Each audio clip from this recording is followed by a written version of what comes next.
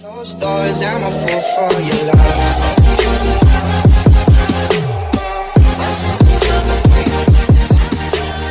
Hey everybody, it's Zach, aka Zach's Reviews. We are backing up another video, and guys, this was episode 10 of Legacies.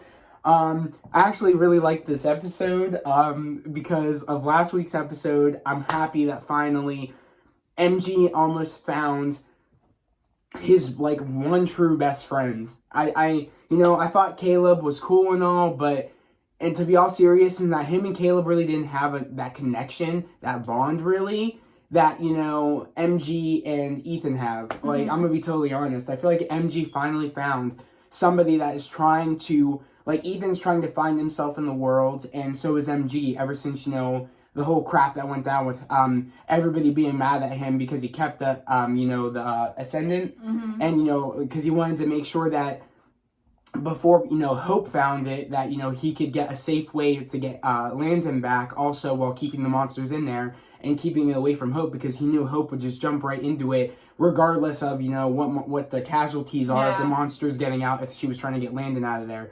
So, I hated when people were hating on him for it, even though he had actual great decision on why he did what he did. And I just hated that. I hate how no one had his back, and no one did. And I love how finally, he's did the right thing that Josie did, left the school, because there's a lot of drama in the school with all the monsters coming and shit, and all the crap that was happening. I'm just happy that he left and is in Mystic Falls High, doing normal things like Josie, and found Ethan. Yeah. But, I'm going to let you share what you liked, at the start of the episode, which I thought was cool. So at the start of the episode, I thought these two guys that were, robbing a store or whatever, I thought it was Damon and Elena, because for last episode, Josie said, you should go on, Elena's gonna be home soon. I thought that they were gonna be there, but it was these two guys just robbing the store. And yeah, because when she said that, I was like, no, what are you talking about? Because we have it paused, and I remember saying that. I thought it was literally Rick and Hope. I thought that's what it was. Because one guy looked like Rick from behind. I'm like, is that Rick? I'm like, okay, we're starting out like this. I never thought we would start out the episode with guys trying to rob the place. Yeah. Ethan saying, can you guys help us get some booze? And then right away, they were just bad guys, and he could tell that they were bad. I guess that was a test to see how they would react to that, and they showed the gun saying, get lost, kid. And right away, I knew they were just... threw one a knife, from the gun into, a slushie. I love that, because, I love how it's okay, if anybody watches The Flash, they do stuff like that in comic books and stuff, when a friend finds out about, their friend's a superhero or something, they get a ball to see how fast they are, and they drop it down to see if, how quick they could do everything and get done with the, with the saving. And MG, of course, did it quickly, and I love that. I love the cool dynamics of, Ethan is so happy to know about supernatural, beings, and know that, MG's a superhero. Yeah. He thinks of people as, superheroes, and I love that. Because, if I found out someone's a vampire, and they are able to, run really fast, are able to, what else can vampires do? Run very fast, or they're strong. Yeah. And everything. I would think that was cool. I'm wondering, down the line, if, Ethan's gonna want to either get bitten, or either get scratched by a werewolf. I'm wondering what's going to happen, because, in a way, I feel will he want power at some point? Because he feels that, almost this is all he has. That he has something, something to really look forward to into helping people, because he had found someone of MG, and Ethan is so good of heart like MG, that's why this is going to, I think this works so well, of them trying to want to hit Ethan, wanting to save people, and I feel that's what he's looking forward. He kind of found his calling of, finding someone like MG, and, knowing about supernatural beings and wanting to help people, how, Elena's brother, is helping people. And, Jeremy's helping brother. I feel he's kind of finding that, almost. Yeah. He might become a hunter in a good way with, MG, and I really like that aspect. It's we're kind of finding... Jeremy's not anything... if you watch Vampire Diaries, you understand he had a ring, the Gilbert ring that he wore, that him and Rick, they both had one, him and Rick. Mm-hmm. And they wore it so they wouldn't die. And they would die and then they'd come back to life. But Jimmy wasn't really anything. And then when Lark and the kid from school, he was there to help the kids that are coming to the school find out, help them tap into all their powers and stuff like that. And I do love, it's kind of like this is like the next generation, which the show is about, is like the next generation of like of kids, of either either like the legacies of the the past people that from the other shows and shit. So I love how like this is like their first ever he might become a hunter in a sense because he's a human, and he has been taking vervain. And it's kind of like almost in a way that's what, the hunters did and all that stuff to, not be able to get, for, I guess, what, vampires not being able to touch them and shit or something. Or so I do, or like them be able to, what do you call it? It's not hypnotize. It's, compel, yeah. So I love that. I love how it's like we're kind of getting into like the next generation of like, hunters and everything, but in a good way. And I'm just happy that MG found a good friend out of all the crap that's happened. And I'm still pissed at Caleb. I think he's a shitty friend that he's been so focused on Cleo trying to get with her that he's been shunning MG and hating on him for no reason. And it's like, I'm happy that, in a way, MG actually found a friend that understands what he's going through. And a friend that, like, Ethan and them clicked right away. And they, like, trust each other right away. Like, without, like, in this episode, we'll get to it, but, like, Ethan saves MG's life, and we'll get to that. But, like, the main story of this is that, Landon is working with Rick, trying to find out, why the monsters aren't going after him. They're going after, essentially, Cleo, as we know from the last episode. Yeah. And I thought that was cool. Something, finally we get... I'm happy, like, the writers now are... I don't like her, but... Me neither. I don't think she's a bad character. I don't think she's a bad guy. I don't know. I mean, maybe she's not... I don't know. I thought she was suspect, but as we find out in the episode of why she's being, hunted by Malivore... Because she's a muse, meaning that she gives people ideas, and like, and Malivore needs an idea to get out of the pit, like out of the the Malivore world, I guess. So I do like that. I do like how like it's focused on somebody else. I think if Cleo like lets them out, I think Necromancer Ted comes back. Dude, my man's Ted, bro. Ted. I don't know. He pisses me off, but like he's such a comedic aspect of things because I can't take the dude seriously. The necromancer. No, get that trash. Ted. The ice cream shop. He got stuck in the ice cream shop when he was down in the pit because Malivore knew he hated that life when he was human. I love that. It's so funny. Me and Zach want Chad back. Dude, Chad was funny, bro. Like, I love that funny. That was like what saved the show almost. Those funny moments. Like, that shit. But, like, I love how it's, like, not focused on Landon. I love that now. I think they really heard us, how angry we were almost.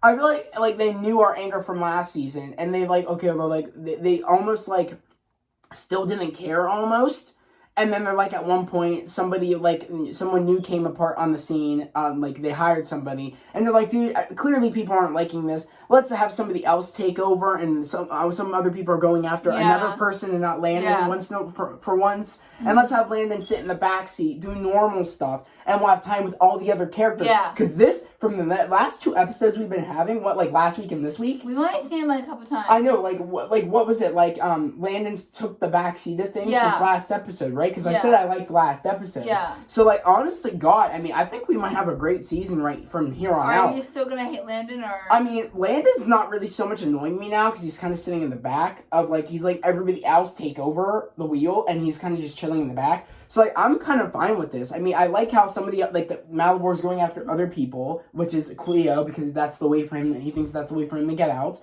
And I love how MG's found a friend that he actually connects with and understands with Ethan. Yeah. And I just love that. I kind of hope to see more moments where, Ethan's going to wear they're going to dress like superheroes and they're going to save the world in a way. I kind of like that.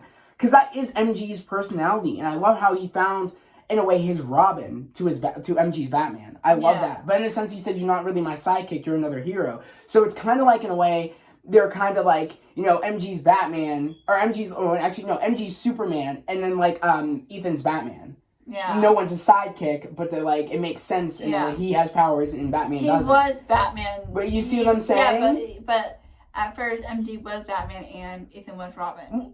Well, in a sense, yeah. And then they went to MG said we're equal, meaning he went to a Superman, now he's Batman, Ethan. I love that.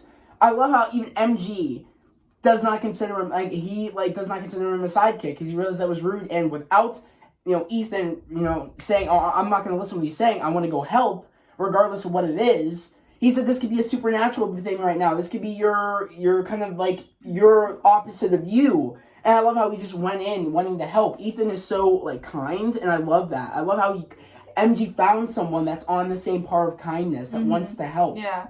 And does not care if he doesn't have powers, he wants to still help. I love that. It's so cool. Okay, so now I'm gonna, like, change it up a little bit. Yeah, so you can change it up. But, so they said, Ethan has his mom's old radio, because she's not in Mystic Falls anymore. Yeah. So they're doing, like, some cool stuff. But he, like, told her, he, like, forced to let him stay.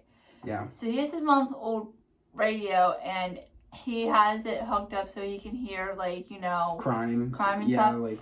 And they said, oh, there's something at Mystic Falls High where they go to school. Mm-hmm. And he was like, oh, it could be a false alarm. And MG's like, let me go. Yeah, because MG's like, it could be a false alarm. And that's when Ethan said, oh, it could be like someone that's like you. And then that's when he said, MG takes the keys. And then he figured out that it was Fitch. That was so... I mean, in a way it wasn't for me. I kind of knew something was up with that girl. I knew that she had some sort of... Remember, I told you she was either A, Damon and Elena's kid, or like she had some sort of supernatural abilities. I knew, because she acted weird, and then she was a werewolf. It shocked me. Josie I was not. Josie's like, well, I want to get out of here. I really like you. You're really cool on this. And she's like, how about tonight? And Fitch is like, no, tonight's not good. And then she's like, how about tomorrow? And she's like, tomorrow night's not good either. So it's like we know why she said that. We know why. She likes Josie, but she thinks Josie's going to be afraid of her. Yeah. Same as, like, even though, I mean, as we know, Josie's a witch. So it's kind of like, Fitch thinks, oh, she finds us, she's going to think I'm a monster. And then Josie's like, oh, she finds us, she's thinking I'm a monster. But it's like, they're perfect for one another. Literally, I thought at one point, when we get to the point. I like how in the show, Lizzie tries to help Josie, and Josie said Lizzie. That was cool. That was cute. Because today, he hasn't watched all of Vampire Diaries. He's still in season 1 of Vampire Diaries. Yeah, I don't know if I'm ever going to Today, I showed him a scene of where Caroline gives the girls the different cups. She gave Josie a pink cup and gave Lizzie the purple cup. And she goes, Lizzie said to Caroline, I'm the pink cup. And then she's like, yo, it's the purple. And then she's like, and then she switched them and she siphoned her. And then Lizzie, said ouch, and then Josie's like, what? Like, don't hurt mommy. She don't hurt mommy. Incendia! She set that on fire. Dude, it's like, I love that. It's like, because like, even for people that have been on this train from like day one of everything. Me. Which is her. It's like, these are really like a lot of cool things. It's like, it makes sense how the way that the characters play them when they're older. That's how they would act, because she's seen a little bit when they were younger, and I just love that. I love how it's like. It's I cool. want him to watch season 7 and 8 because to understand more. If he watches, I understand pretty well. If he watches 7 and 8, I catch understand. On. And if he watches the original, so I understand more. But honestly, though, I mean, of like why Klaus gave them money for this. But it was funny because, like, remember when Lizzie was teaching Hope how to, like, I don't know, when Lizzie was teaching Josie, about, like, the whole, dating aspect of things. Yeah. I thought that was funny because, remember, I told you, Josie has school. Why isn't she in class? Like, I was like, wait a second, this doesn't really make sense. Well, then if you remember Dorothy back, so I think he was one who, like, got her out of class. I know, but, like, I don't know. I mean, that's the only thing that did make sense to me, but he wasn't originally, like, down with what they were doing. He's like, okay, I'm gonna stay out of this, go see you later, bye. So I was like, wait a second. I'm like, really? That doesn't really make sense. Like, no one would ask where Josie is. But, I mean, as we know, Josie really hasn't been going to class. Because, you know, as we know from the past episode, she's been, like, not going. Or she's been leaving the school early or whatever. So it kind of makes sense that she just wouldn't, whatever. So I love how they kind of fixed that problem. Mm-hmm. But I thought that was funny. Like, why isn't she in class? She's literally doing, she's in, like, Dating 101 from Lizzie. And I thought that was funny. And it was a cool comedic element. I wouldn't take advice from Lizzie ever. But I did think it was funny when she walks out and MG's in the hall. Oh, yeah. And she goes invisible. I love that. And I love how it made sense why she was still going to be in the school. Because remember also, because Josie wanted her to do some recon if the relationship was serious, because she left and she's like, I think she's in a relationship, and she wanted Lizzie to check out if it was serious or not. Mm-hmm. And ends up going to school and seeing how she's a werewolf, running out of there, and MG's there because he hears what he said was a false alarm, but knew it was a full moon, and it could have been a werewolf or something in the school. I love that. Everything made sense.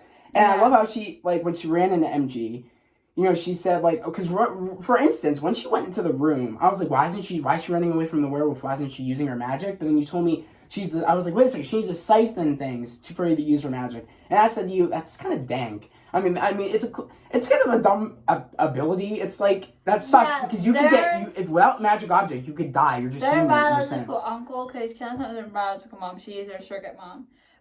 I'll explain that to you later. Yeah. But, their biological Uncle Kai, he wasn't able to do magic yet, to siphon it. Yeah. To use his magic. You told me. So, that's how Lizzie and Josie are because of their uncle.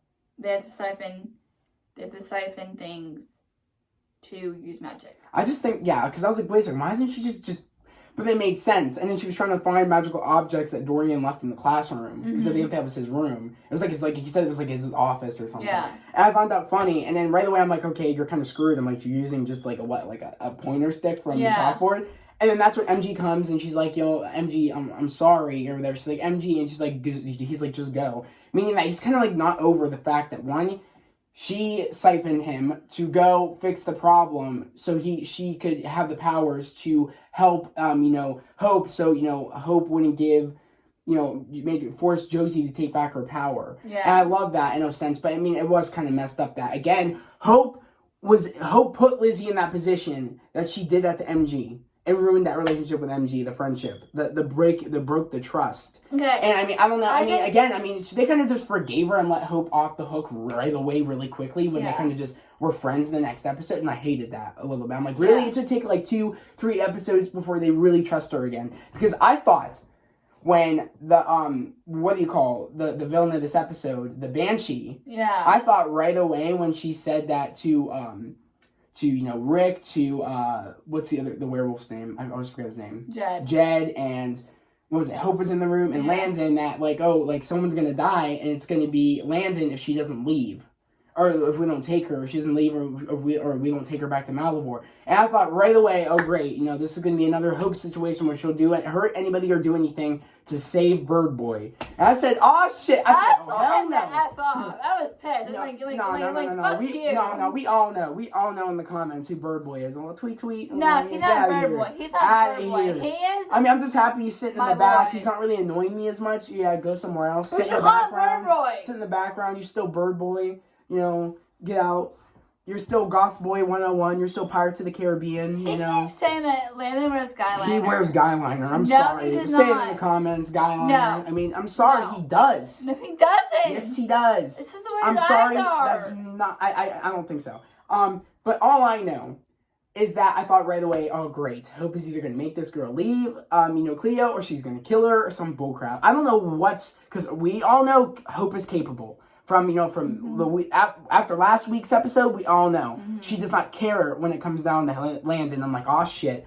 But I was like, okay. And then Cleo, in a sense, went to, I love how before Jed gets the idea to use himself so that way they could speak to the Banshee, because the Banshee's just screaming all the time. Use him so she could just talk through, through Jed, because, Jed can't scream like that. And when Rick found out what happened, he went to the Banshee and said, she started screaming, and he goes, I know what happened. I know you were afraid you died. I know about your son Tristan. And she stopped. She's like, how do you know? And he was like, that was a sad moment. I'm gonna tell you that right now. I literally she cried, and then he brought her back to being a human, which I thought was really cool. I thought that was really cool. I thought that, because I was really proud of Jed. I mean, Jed's been fucking up a lot lately with him, cheat with Alyssa, even though he knew NG was dating her. I thought that was fucked. And I mean, this was kind of I was like, okay, dude, really? You're making a big comeback. You're trying to help out. And I was like, wait a second. I'm like, it's a little weird you came up with that idea so quickly. I'm like, that's not normal for Jed. What the frick is going on? Yeah. I was kind of I don't know how I'm feeling about this. Is this crappy writing where the writers are just giving a student an idea, even though we know he has not done something like this throughout the 2 seasons we've seen this dude? And it made sense when he even knew when he was connected to the girl, the Banshee, that he saw why, in a sense, who she was in her name, and why they want. I think he's the one that found out why they wanted Cleo, right? Yeah. Jed, right? Am I if I'm correct? Yeah. So, and then he also found out why Malivore wanted Cleo, and it was because she is a muse, and gives people ideas. And I was like, that makes sense because there's no way in hell Jed just came up with that out of nowhere, out of left field. Like, there's no way. And he's like, I knew yeah. why he wanted you when I'm close to you. And he said, I knew, like, because I knew I couldn't come up with an idea like that. Yeah. And that was dead. He even knew he wasn't smart enough to do something like that. I was dead. I was like, that's great. I mean, I liked this episode. I really did. It was really good. I really, really did. And the fact that when you see Ethan knock out Fitch, and then she's just laying there in their new bat cave. I was like, oh shit. I was like, is she, for a second, you're like, is she dead? I'm like, no, she's not dead. I'm like, she just got knocked out. So I'm thinking she's gonna go to the Salvatore school at some point. I don't like how Lizzie lied to Josie, though. It's gonna bite Lizzie in the ass. I was just so happy. I know it.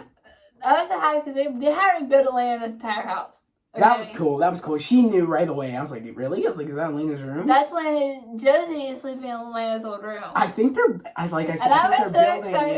building to I was so excited to see the inside of the house. I think they're building. Been rebuilt. See Ian Somerhalder's Damon popping up in there. Yes! I think they might. I don't know. I would love for, I'm so bad. I feel so bad. I keep forgetting. Okay, so it was Elena's her real name. Nina Dobrev. Nina Dobrev. I don't know if she is going to, as we know, we're not sure if she's going to return or not. I was looking up stuff and someone saying she's, okay, so I was on fandom. It's like a app, it's like a website. That tells you. And it's saying Damon and Elena are deceased. Some are saying they're deceased and some are saying they're alive. I'm assuming, well, they clearly are alive. They kind of confirmed because she said that Auntie Elena is out shopping and Damon's with them and I think the kids. So I'm going to assume that they were wrong and that was just fan speculations. Since they were human now, and they probably thought they would be dead by now somehow. But they're not. They're still alive and well. I want to know. I guess. How, it's 5 years ahead. I want to know how Stephanie is 18 now. I want to know.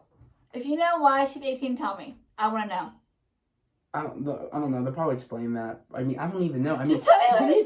Are you trying to count like the missed years or something? Because it's present day. I was looking. So they were born when? Wasn't she like the first kid? Yeah, so that explains why she's how old probably. But 5 years. It shouldn't be 18 in 5 years. Also, you have to remember, writers do not think about stuff like that. Let's be real. Because there's a lot of time Grayson this is 8. Yeah. Sarah Lillian is 6. Jenna is 18. No, Jenna's 11. Mm-hmm. And that's Stephanie's a lot of 18. kids. They were really getting it on. Literally. But you know what's funny is that you're saying how that doesn't make sense, but we live in the CW universe of things where in Riverdale, Juniper and Dagwood were like babies for like 5 seasons or like 6 seasons. Wait, was it like 4 seasons of Riverdale? And now they're grown up. Yeah. And like now in like the 5-year jump. Now they're older now. 7 You see how that's sus? They were babies all that time, which was again. We live in the world of CW where they don't care. They don't expect us to deep dive like that. I think it's weird for her to be 18 in 5 years. Tell me in the comments. Again, Annie, like, that's CW for you. They don't think, I'm sorry, like, they don't not think. Okay, well, the character plays Grayson. In that depth, as I do and you do, clearly. The character plays, Grayson is just a Maybom from Raventown, and he is not 8. He is, like, 11 or 12. Well, I know, but like that's like the age I guess the kid is in the how he has to play, who he has to play. But because people do that all the time. The people that play in Riverdale are like some of them are in their 30s and they're playing like 18-year-olds. And they have the 19, I guess like 20-year-olds now. And they have the girl who played Josie Younger as their daughter now, and she's 6. She was like 3 in different Diaries. Now she's 6. That makes no sense. I don't know. All I know is that this was a good episode. Last week and this week, like I said, I was shocked that last week's episode was pretty damn good. Yeah. I'm really happy with this. I'm going to be totally honest. I was happy not seeing Caleb around. He was annoying me. So I was like, wow, I get the bonus. I got landed in the back and Caleb somewhere else. Let's get it. I was like, okay, I'm down. But right when she opened the door, Hope, I'm like, oh, I'll get out of here with her happiness, all bull crap. And I'm like, I don't care. I don't care. I still don't like you. You almost killed Josie and Lizzie for your own selfish reasons. I'm like, you can get out of here. I'm like, you can be all happy you want because Bird Boy's back. I don't think. Stop calling him Bird Boy. I'm not gonna stop calling him Bird Boy. But all I'm saying is that also we have to also take in that we now know that character that's wearing the skull mask he's introduced now, now Hope knows that that person's there. No one knew when Landon came back that dude was in the shadows.